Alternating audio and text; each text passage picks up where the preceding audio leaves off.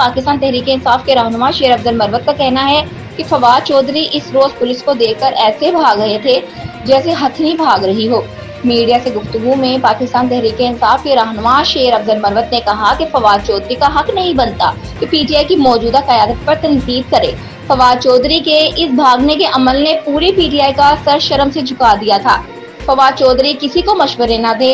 شیر افضل مروت نے مزید کہا کہ پی ٹی آئی کی قیادت کتنی ہی فیل ہو لیکن کم از کم کڑے وقت میں بانی پی ٹی آئی کے ساتھ کھڑی رہی۔ پاکستان تحریک انصاف کے رہنما کا مزید کہنا تھا کہ پی ٹی آئی کی موجودہ قیادت مشکل وقت میں فواد چودھری کی طرح بھاگی نہیں۔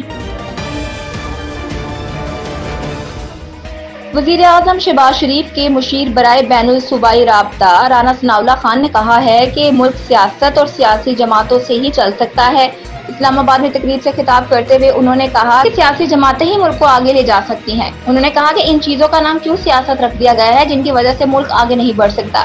منفی رویوں سے ہمیشہ ملک کی بدنامی ہوتی ہے۔ ملکوں کی ترقی کا دار و مدار سیاسی استحکام سے ہے۔ وزیر اعظم کے مشیر برائے بین الصوبائی رابطہ نے کہا کہ اقتدار میں تحمل ملکی استحکام کا باعث ہے۔ بحیثیت قوم رویوں کو بہتر کرنے کے لیے توجہ دینی ہوگی۔ پاکستان تحریک انصاف کے رہنما اسد کیسر نے کہا ہے کہ پی ٹی آئی میں کوئی دھڑے بندی نہیں ہے۔ اسلام آباد میں انسداد دہشت گردی عدالت کے باہر میڈیا سے بات کرتے ہوئے انہوں نے کہا اختلاف رائے الگ ہوتا ہے، اختلاف کوئی نہیں ہے۔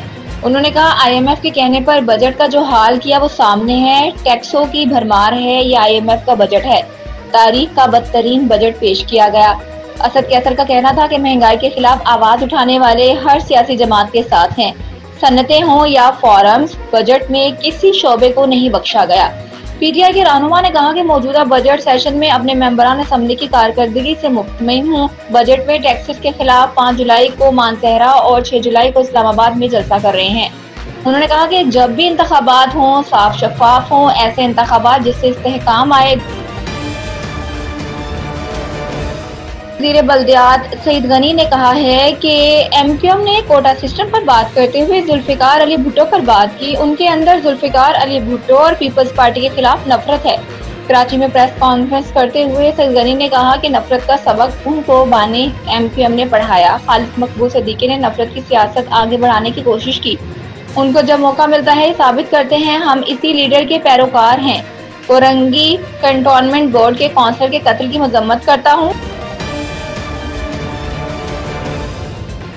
پی ٹی آئی کی رہنما کنول شوذب نے کہا ہے کہ جس کے نام کے ساتھ ہی پی ٹی آئی ہو ان کو تکلیف شروع ہو جاتی ہے۔ سپریم کورٹ کے باہر میڈیا سے بات کرتے ہوئے کنول شوذب نے کہا کل میری پارٹی رکنیت کینسل کرنے کے حوالے سے خبریں چلیں، اگر ہمیں سیٹیں ملی تو مجھے فارم دوبارہ سے جمع کروانے ہوں گے۔